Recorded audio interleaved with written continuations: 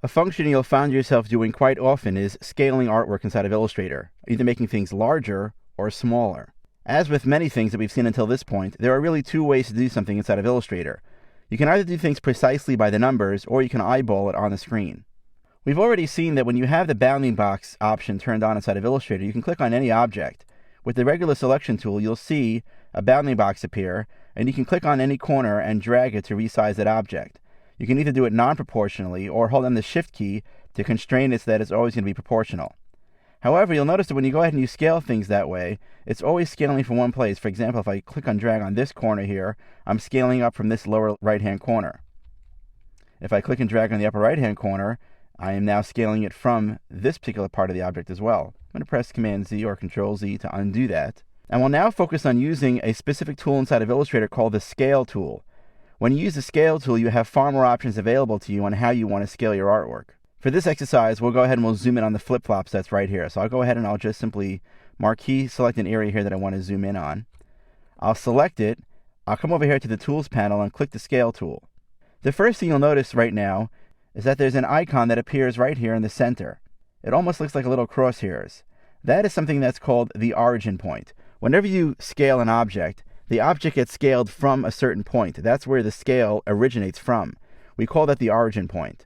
By default, Illustrator places the origin point in the center of your selection. However, you could change the position of that origin point at any time.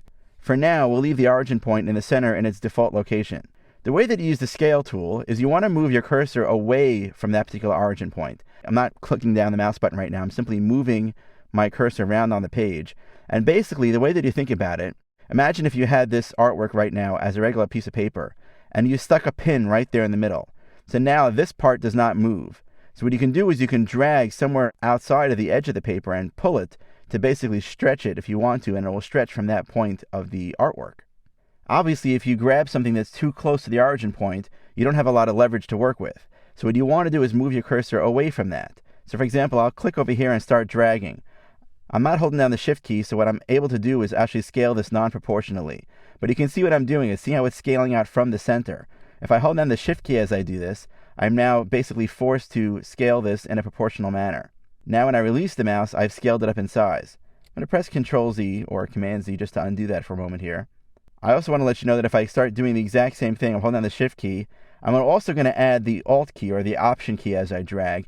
Notice now you see that double cursor again? This means that I'm not scaling the original artwork, I'm actually scaling a copy of the artwork. So when I release the mouse, I'll now have the original plus the copy that's here. I'll undo that one more time, because I want to show you how you can actually change the position of that origin point.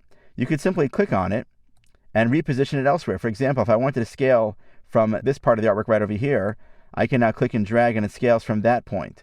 Or, let me undo, move the origin point to, let's say, over here, and now scale from this part here as well. Based on the needs for every design task, you may want to position that origin point where it makes the most sense. It's also possible to scale artwork numerically. To do so, come over to the Scale tool and simply double-click on it. That brings up the Scale dialog box. Here you can enter either a uniform scale number or a non-uniform, meaning different numbers for horizontal and vertical. And you could choose to scale the strokes and effects. For example, if you had a one-point stroke on your object, and you choose to uncheck this, no matter how large you make your object, it will always have a one-point stroke. However, if you have a one-point stroke and you turn the setting on, and you enlarge it, let's say 200%, your stroke weight will now be 2 points in weight. As we had discussed in the last chapter, you also have the ability to choose to scale your objects, your patterns, or both. Of course, you can choose to scale a copy here by clicking on this button, but I'm going to click Cancel to go back to where I was before. Finally, there may be times when you want to scale something numerically, but you also want to specify where the origin point should be. To do that, simply select your Scale tool and option-click in a location from where you want that origin point to be.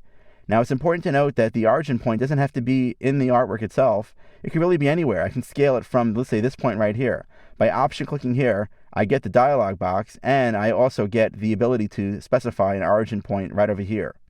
It may not be as evident of why it would be important to position the origin point so far away from the object when using the Scale tool, but in the next movie we're going to explore using the Rotate tool inside of Illustrator, and there are many uses for actually positioning the origin point far away from the object when rotating objects.